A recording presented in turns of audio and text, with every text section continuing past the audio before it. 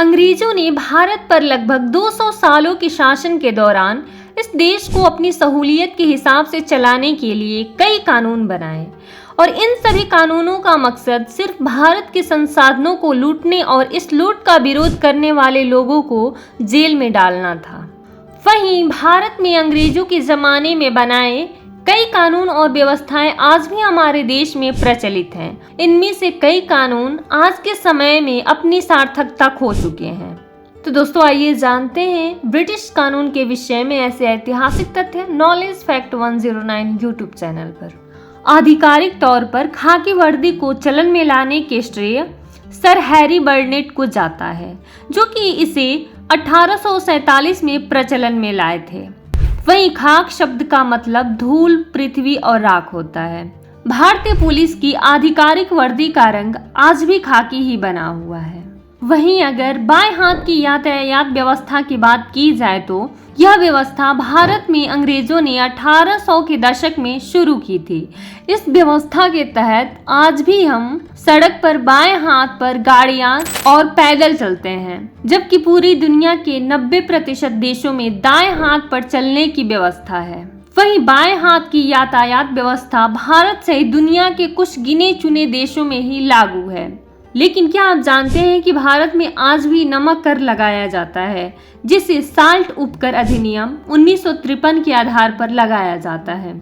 इस कर को एक विशेष प्रशासनिक खर्च के लिए उपकर के रूप में लगाया जाता है और इसकी दर 14 पैसे है। यह एक निजी या राज्य के स्वामित्व वाले नमक कारखानों पर लगाया जाता है। वहीं वर्ष 2013 से 14 में इस कर के माध्यम से सरकार को $5,38,000 मिले थे, जो कि इसे इकट्ठा करने की लागत का लगभग आधा था। वहीं अगर भारतीय पुलिस अधिनियम 1861 की बात की जाए तो भारतीय पुलिस अधिनियम 1861 को अंग्रेजों ने 1857 के विद्रोह या आजादी की पहली लड़ाई के बाद बनाया था। इस कानून को पास करने के पीछे उनका मुख्य उद्देश्य एक ऐसे पुलिस बल की स्थापना करना था जो कि सरकार के खिलाफ किसी भी विद्रोह को निर्ममता से कुचलने के काम आ सके।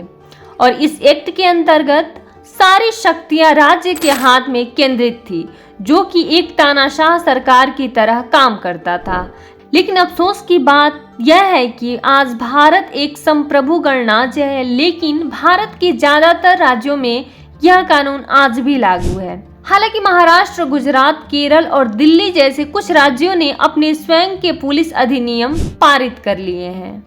पुलिस अधिनियम 1861 में राज्य सरकार यानी राजनीतिक कार्यपालिका के हाथों में पुलिस को रखा गया है।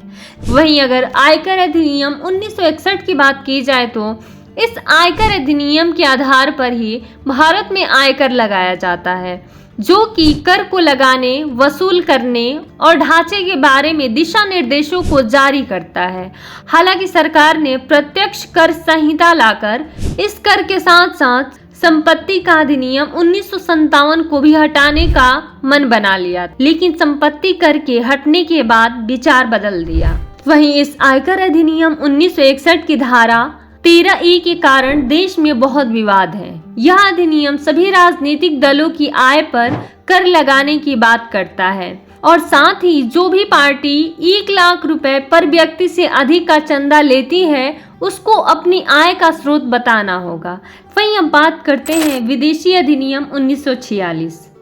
इस एक्ट को भारत के स्वतंत्र होने से पहले अधिनियमित किया गया था और यह अधिनियम किसी भी ऐसे व्यक्ति को विदेशी बताता है जो कि भारत का नागरिक नहीं है।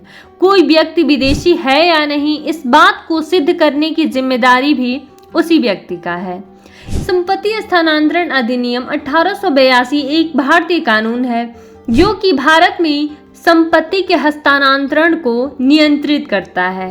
1 जुलाई 1882 को अस्तित्व में आया कि यह अधिनियम संपत्ति हस्तांतरण के संबंध में विशिष्ट प्रावधानों और शर्तों के बारे में बताता है। इस अधिनियम के अनुसार संपत्ति के हस्तांतरण का मतलब यह है कि एक व्यक्ति अपनी संपत्ति को एक या एक से अधिक व्यक्तियों या फिर स्वयं को दे देता है। तो दोस्तों आपको ये जानकारी कैसी लगी कमेंट बॉक्स में कमेंट करके ज़रूर बताएं और वीडियो को ज़्यादा से ज़्यादा लाइक और शेयर करें।